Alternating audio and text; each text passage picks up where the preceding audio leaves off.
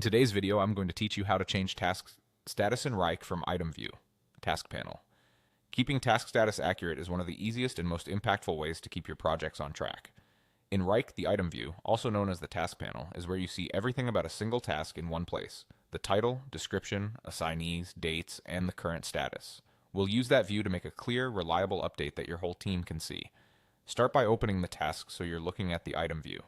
You can get there from anywhere you see the task listed, like a project, dashboard, or report.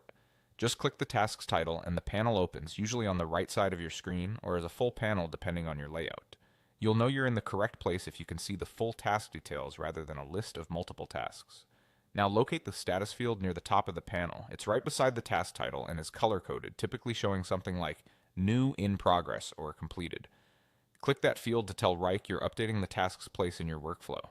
A drop-down menu appears with the status options available for this task. These come from your space or account workflow, so the exact names might be customized for your team, such as To Do, Doing, Review, Blocked, or Done.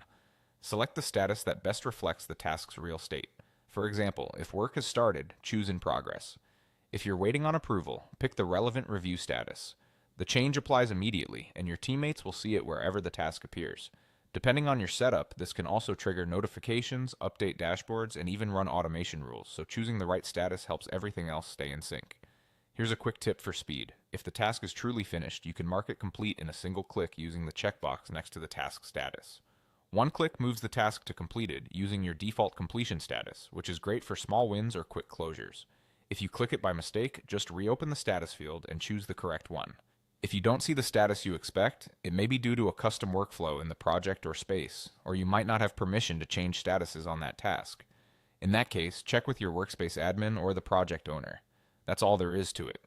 Open the task's item view, click the status field, choose the right status, and use the checkbox for instant completion when appropriate.